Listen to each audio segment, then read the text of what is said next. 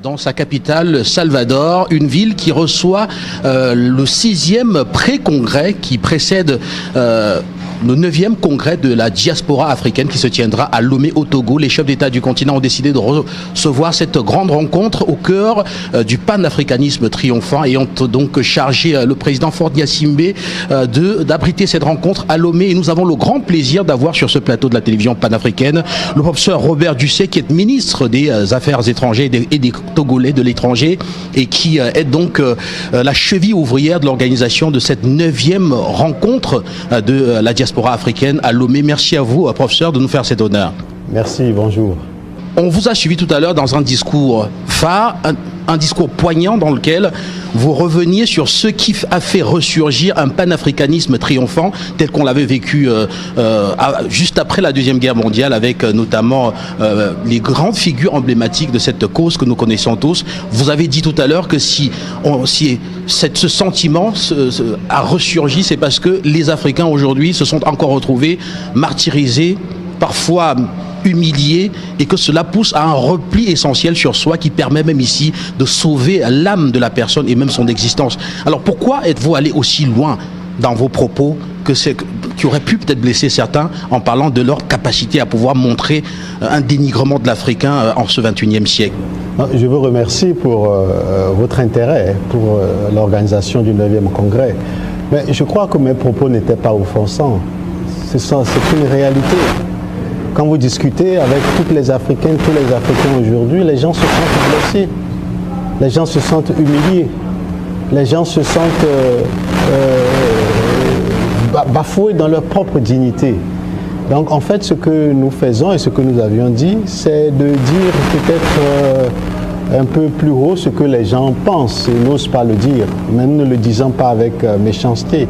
Ce que nous réclamons, ce que les Africains réclament, ce que les Noirs d'Afrique réclament, les Noirs du Brésil, ici les Afro-Brésiliens, les Afro-descendants, nous sommes à Bahia, venus de partout, dans les Caraïbes, des États-Unis, c'est que nous soyons respectés.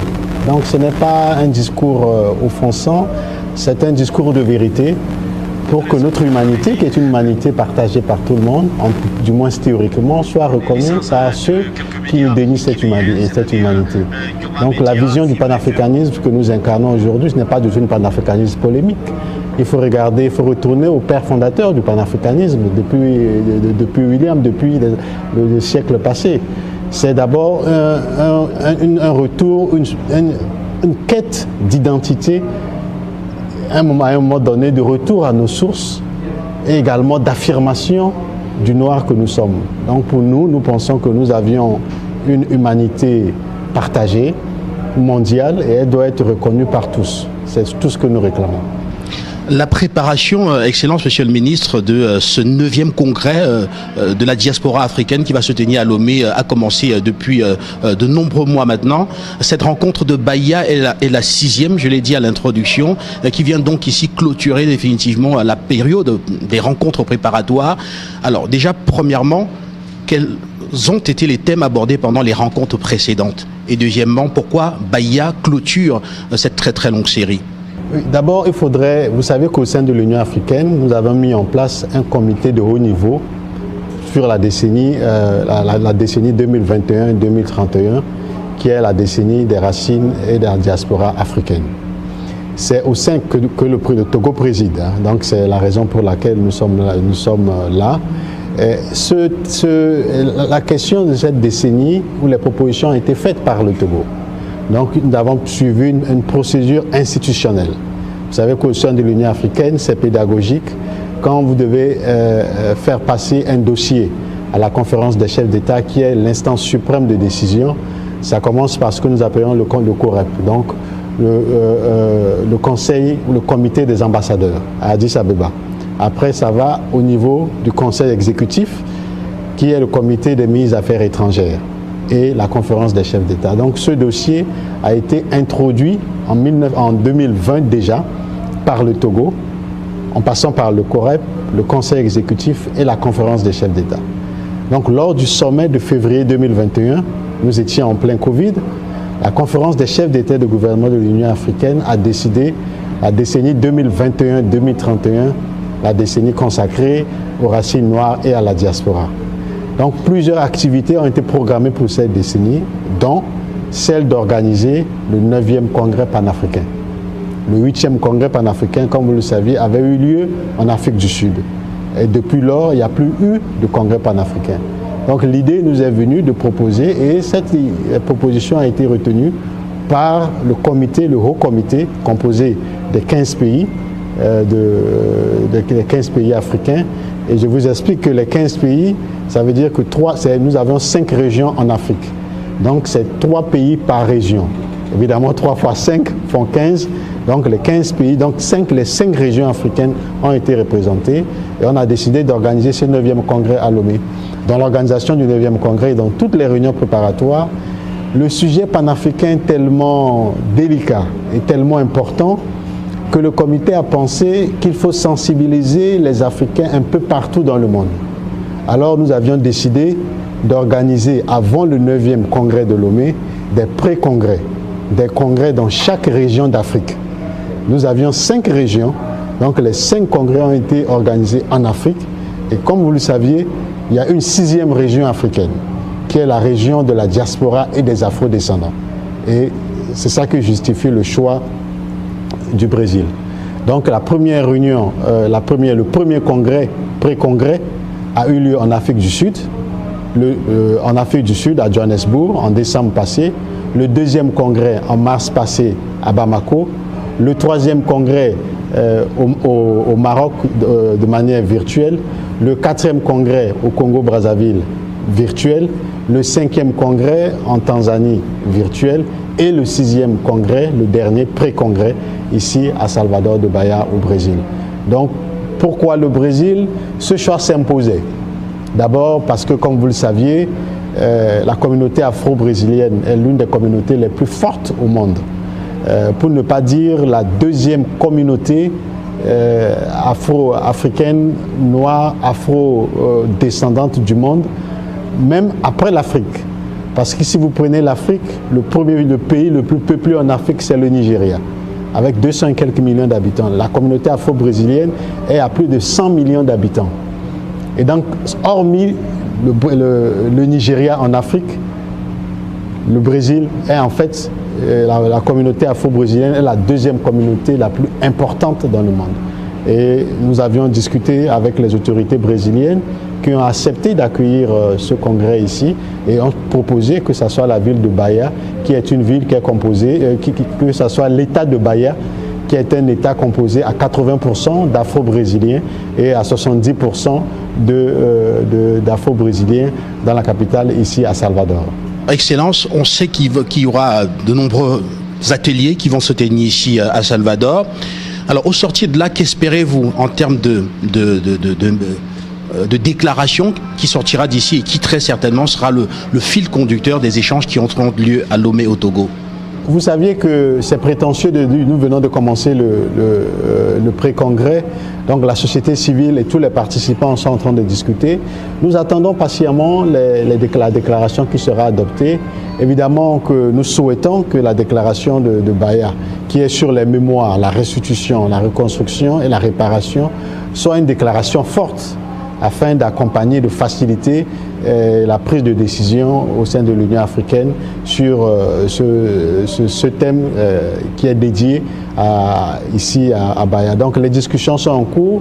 Nous voulons laisser la parole libre à tous les participants de la diaspora et des afro-descendants de partout, pas seulement des afro-brésiliens, qu'ils puissent faire des propositions et à travers la déclaration, nous allons apprécier. Et bien sûr que l'idée est que toutes les déclarations, avec celle de Bahia, ce sera la 6e déclaration qui sanctionne les 6 pré-congrès. Et toutes ces déclarations seront versées au congrès du 9e congrès de Lomé. Et lors du 9e congrès de Lomé, il y aura 6 commissions. Et donc chaque pays, chaque représentant des pré-congrès fera la restitution dans chacune des commissions et les discussions auront lieu dans les commissions à Lomé afin de trouver un consensus général. C'est un travail laborieux qui prend beaucoup de temps et d'énergie, de tact, etc. Mais nous espérons que de Bahia, comme pour les 5 pré-congrès précédents, les déclarations vont aider à la prise de décision. C'est ce que nous souhaitons. Ici à Salvador, on compte un peu plus de 50 nationalités présentes, que ce soit des pays du continent africain ou alors des afro-descendants qui ont d'autres nationalités étrangères qui participent à ces échanges. Est-ce que vous pourriez dire que cet ensemble-là est suffisamment représentatif de cette diaspora africaine des Amériques et qu'au sortir d'ici, ce qui sera retenu peut être considéré comme étant légitime, la voix légitime de cette diaspora africaine des Amériques? Je pense que oui. D'abord parce que tous les pays africains sont représentés. Donc nous sommes 54 pays, tous les pays sont représentés à différents niveaux. Et au niveau des communautés afro-descendantes, elles sont toutes représentées. Si nous sommes ici, à Salvador de Bahia, c'est d'abord pour les afro-descendants, donc les afro-descendants des Caraïbes, précisément, et des États-Unis, y compris ceux de la région de l'Amérique latine, sont tous là. Donc tout le monde est là et nous pensons que les décisions seront représentatives. On n'a pas de doute que ces décisions reflètent vraiment la vision et la volonté des populations, des afro-descendants qui vivent dans leur chair les réalités de leur vie comme noirs et afro-descendants dans la région et dans la diaspora.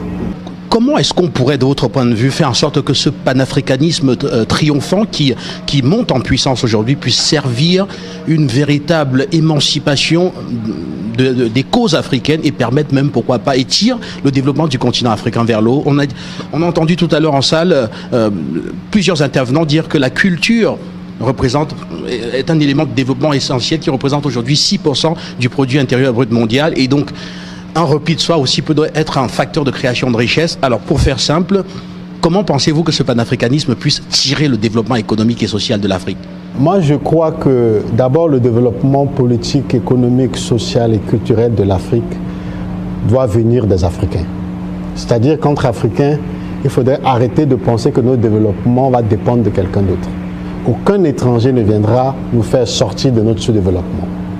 Le narratif aujourd'hui est de faire croire et de dire que rien ne va sur le continent africain. Sur le plan politique et économique, que les populations africaines sont paresseuses, les dirigeants sont corrompus, etc. C'est un narratif écrit et entretenu. Malheureusement, dans certains pays, c'est une réalité. Mais nous devons comprendre qu'en tant qu'Africains, pour sortir du développement, pour être respectés, ça doit venir de nous-mêmes.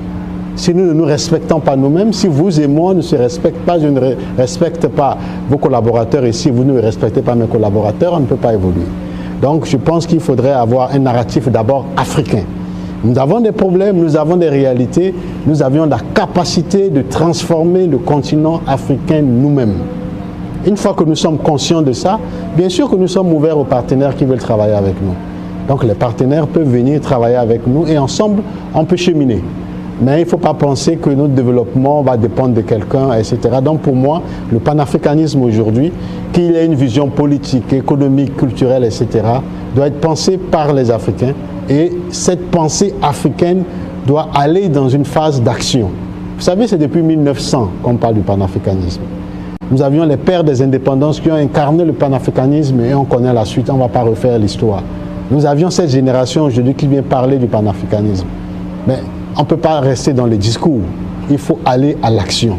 Nous, ce que nous souhaitons, c'est un panafricanisme qui soit sur un panafricanisme de terrain pour transformer la vie des populations africaines.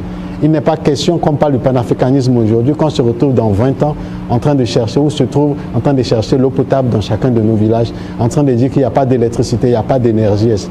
Pour moi, ça sera un leurre. Donc nous devons nous mettre au travail pour transformer nos idées, les idées des pères fondateurs en une réalité pour le bien-être des populations africaines. Et vous l'avez encore dit, Excellence, c'est le temps de l'action, les discours, on va continuer à les faire, mais très peu pour agir suffisamment. Et donc, à quoi concrètement faudrait-il s'attendre du 29 au 2 novembre de cette année 2024 à Lomé, en parlant bien sûr de ce 9e congrès panafricain qui va se dérouler dans la capitale togolaise? Ce que je sais, c'est que venez à Lomé, vous verrez la surprise. Je ne peux pas vous dire ce qui va se passer, mais ce que je sais, c'est que dans tous les échanges et les déclarations des 5 pré-congrès que nous avions déjà eus, il y a une demande forte de passer à l'action. Donc, comme vous serez à Lomé, je pense que vous êtes invité. Merci, Excellence. À Lomé, je pense que vous allez vous-même échanger avec les participants de Lomé et voir les réalités, les décisions prises. Et ensemble, vous et moi et tous les participants, nous allons tirer des conclusions et voir comment cheminer pour le meilleur du continent africain, le meilleur des Afro-descendants aussi.